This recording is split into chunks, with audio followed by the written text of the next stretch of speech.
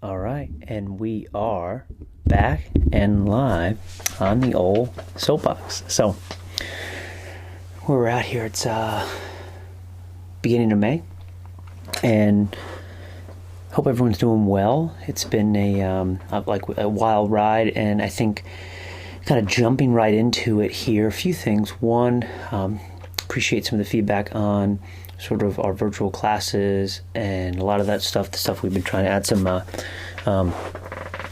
value on there, and I definitely have seen a positive response, and we created that back to business guide and all that stuff, and it's been a lot of work, and hopefully just you find some value in it. I really do appreciate the feedback. Now with that said, I think we're on the cusp of hopefully getting back into it, reopening and all that, and so from me to you, hopefully that no matter where you're at, whether your friends and your family and your loved ones are healthy and safe, that's obviously first, and then from there getting back to work and getting back to business, and in a very new world, a new era that we're entering into, and which is sort of reemerging from an unprecedented thing. And beliefs aside, it's funny how there's a lot of theories and thoughts about what's going on in the world. And I was talking to someone last night, and I was like, I said, who cares?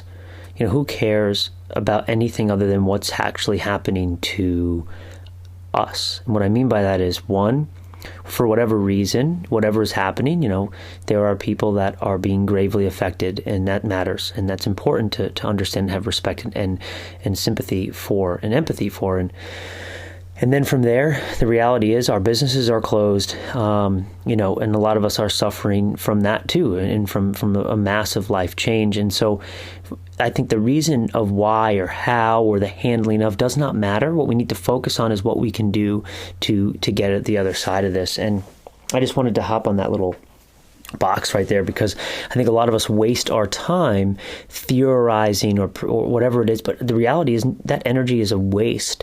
That energy that you're spending on thinking about whatever theory is, because the reality is it doesn't matter, and there is a level of ignorance is bliss, but just know your role and do your job. So if you're not allowed to open like everyone else, then you're not allowed to open like everyone else. And if they put in a rule, then that's the rule. And I get it that you can't be complicit. Everyone can't agree, and that's completely fine. Being contrarian by nature is important. Pushing the envelope is important, but just do it in an educated way. I think that's something that people forget. It's if you look back in history, we never always listened to certain things. Yeah, but things need to be really well thought out. There needs to be a solution to the other side of it. And what I think a lot of people also forget is that you remember the successful attempts of sort of the contrarian culture, but there are probably way more unsuccessful, ill thought out, and poor understanding of what actually is. So I do encourage us to really just make sure that we're aware that, for me, it's all I focus and care about is what I can impact, right? And that's my family, my businesses, and the people I interact with. I'm going to give it all I got, and I'm not going to waste my time on other things, because I don't have that kind of time or energy to waste my time on the what ifs or the who's, the what's, the where's, the when's, because it doesn't matter. We are here, and it is what we're dealing with. And don't take that as negative. Take it as positive, right? Take it as, what can you actually, what can you do? And what can you affect? And it's funny, it's I think that sort of dovetailing into that, it's all right, well, what are the things that you've done? There's so many funny things. I was talking to my wife today, and we were talking about wow, we've been way more efficient on grocery shopping. And what did we learn from it? Well, we only go to the grocery store once a week now, as opposed to going to grab a couple things. Way easier to budget, way smarter. And by the end of the week, there's nothing in the fridge. And and it's weird. It's a psychological thing for us. It's there's nothing in the fridge, but it's all right. We only have a couple meals, and then we go to the grocery store tomorrow, for example, right? And all right, well, that's a really cool learning, right? And we've learned that, and it's by no means is it revolutionary, but we were forced to do it, and I'm happy for it. another little piece is, it's like finding some of the value in this stuff is, yes, I love to wish this never happened, but I spent more time with my daughter than literally, again, as I was discussing last night with my wife, like I think I spent more time with Haley in the past 9 weeks than I have combined spent, in her whole life in the beginning. And it was kind of emotional for me to think about, but it's true. And gosh, it's like, that's really special to me. I'll never forget this time for as long as I live for multiple reasons, and that's one of them. And it's like, it's changed me as a person.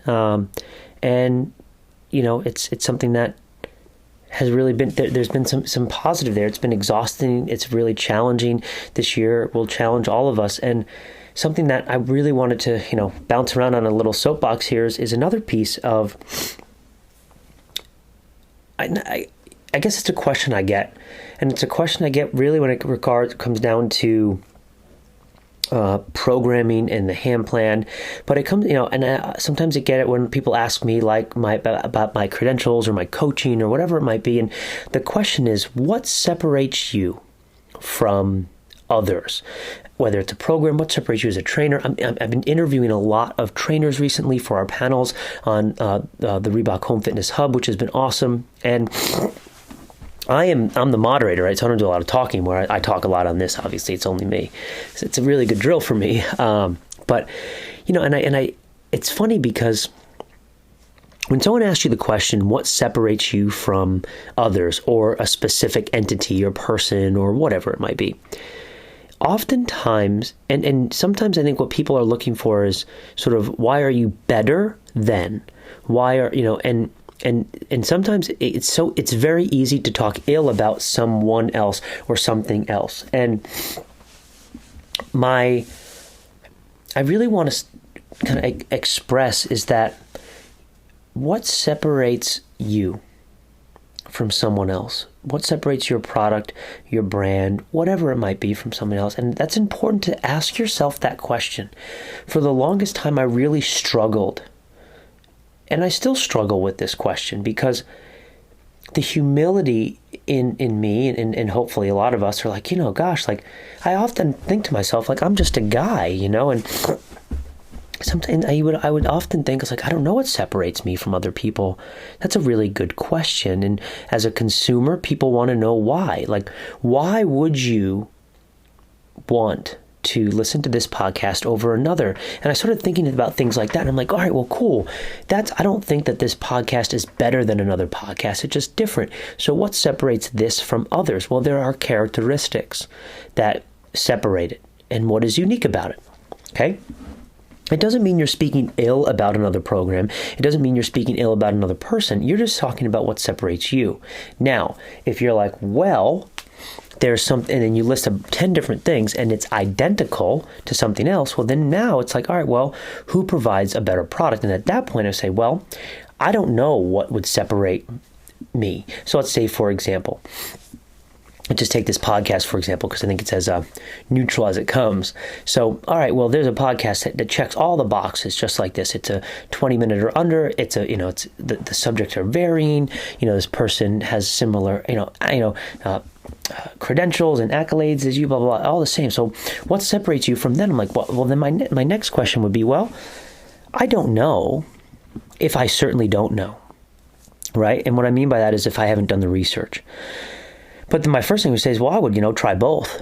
I would listen to a couple of mine and a couple of theirs, and which one do you like better? And quite honestly, it doesn't necessarily matter what the answers are. It just matters what you like better, and that's the separator for you. And then for me, I'd be like, well, I would want to listen to that other person, listen to that other podcast to see what they're doing. If there's something like, I'm like, oh, wow, I really like that, or I don't like that, or you know what, that is just different than mine and not what I'm going for. And so then, oh, now I actually know what separates, or what's different from me to them, and I can speak to that. Well, theirs talk about X, Y, and Z versus this. And I get this a lot about oftentimes people ask me, like, what's your specialty as a coach? And I think to myself, I don't really have a specialty as a coach. I just, I'm not the gymnastic guy or the Olympic lifting guy or whatever it is. And people are like, well, what's your favorite? Like, yeah, I'm good at deadlifting, but it doesn't mean I'm the best deadlifting coach in the world, right? It just means I happen to be physically good at it because I have long arms, a short torso, and, I don't know, just ready for it, right?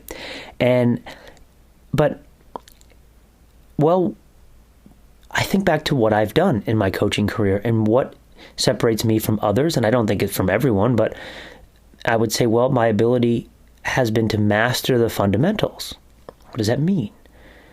Well, just preparing and studying and understanding the basic fundamental movements that we learn within CrossFit methodology, and really not only learning them, but understanding them and how to apply those to a diverse group of population set, and then how to communicate that to classes. It's very basic skills, and so it goes back to virtuosity. It's like doing the common uncommonly well.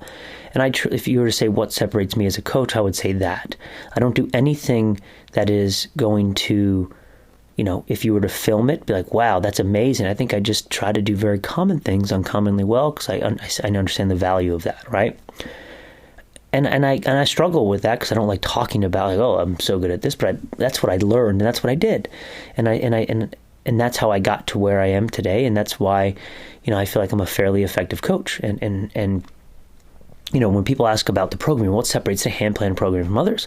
It's like, well, again, it's not about what others don't provide. It's about what we provide. And it's like, all right, well, if I look at myself, James, Spencer, and Travis, and specifically myself, James, and Spencer, from a coaching perspective, well, what separates us? Well, I don't think there's a group of 3 people that have more experience out there because of what we have. So what separates us? Well, what we've done, what we've seen, what we've learned, right?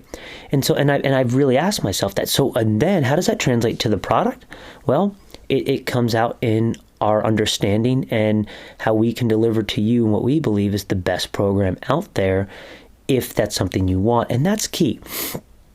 It doesn't mean you shouldn't program for yourself. It doesn't mean you can't program phenomenal workouts for yourself. It doesn't mean that every other things are poor or bad. I think that's important. It just that's the separator. And I think sometimes when you think about whatever your skill set is, what do you do? What separates you from others, right? And so today is Mother's Day. It's like, well, what separates you from other mothers, right? And I know this is an awful thing to think about, but it's like, well, it's not a good or a bad thing. It's just there's a separation. Everyone's a little different.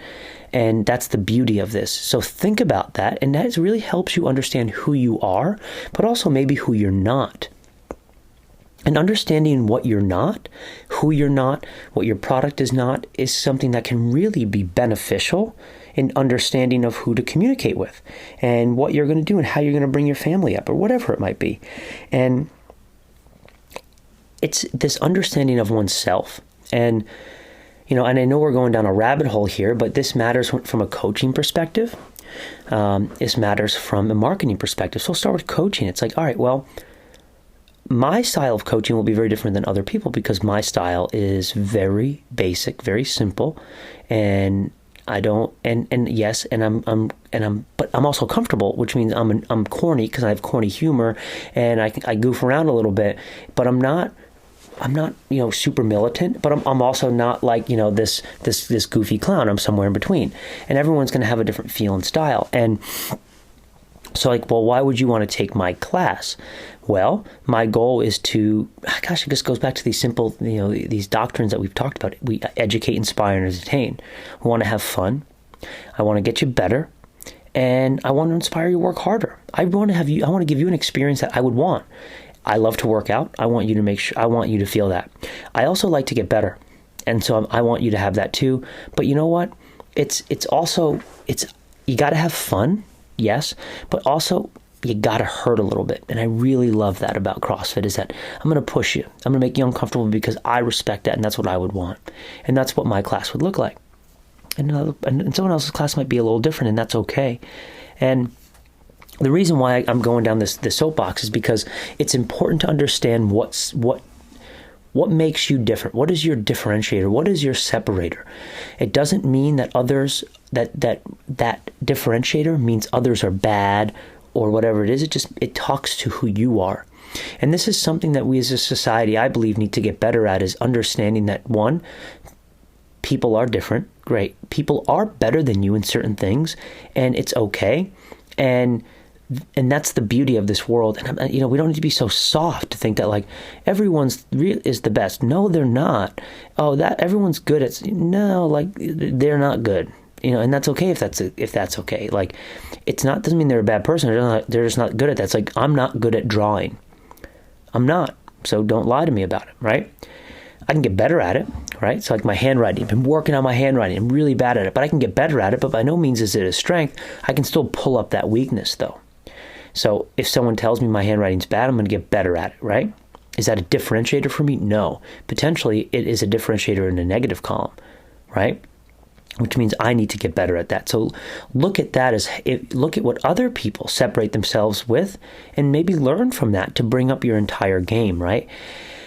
Whether it's as a human, whether it's as in a business, a parent, whatever it might be. Like, I look at my wife all the time, like, oh, like I have to do better at this. Like, she's always doing things and being very creative with Haley, and like, oh my gosh, like, it's my first. I'm like, like, why do we have to do this? We could just play in a box, or give her some rocks and sticks, and she's enjoying it. But I'm like, all right, well, if ever we were both like that, it'd be a mundane experience. So really trying to expand the margins of your experience and all of those things. So I just wanted to hop on this little soapbox and to kind of talk about that, because I do think it's important for us to ask yourself what separates you, and apply that to whatever is applicable in your life. And hopefully that can give you some direction and understanding, but also give us some understanding that, we all have work to do, and some people are absolutely better than you at certain things. And you know what? Within the world of coaching, within the world of anything, there are people that are just better, and that's okay. We just have to work harder, because one thing that being the hardest worker in the room is being the hardest worker in the room. It's like, and you can't be like, I'm better at working hard than you. No, it's like, you might be more productive. Why? Learn and get more productive. But just be the hardest worker in the room, which also means you need to be humble, and you need to be able to receive feedback, implement feedback, and keep that cycle going to never stop getting better. And I think if that's happening, then that is probably and arguably the best thing that does separate you. What separates you from others? Well, we listen to you and we apply and we get better. We actually don't think we're ever the best. It's a never-ending cycle. And that's something that it can really help us. So keeping it under 20 minutes. Just wanted to give you a little bit of love on this. Let's stay safe, stay healthy. Let's keep tracking on this. I will keep giving you guys these weekly podcasts. I love it. I really enjoyed it. It's a cathartic, 20, 30 minutes of my day. If you have any questions, comments, concerns, shoot me a note, send me a DM, whatever it might be in the comments. I really appreciate you, and we will see you next week.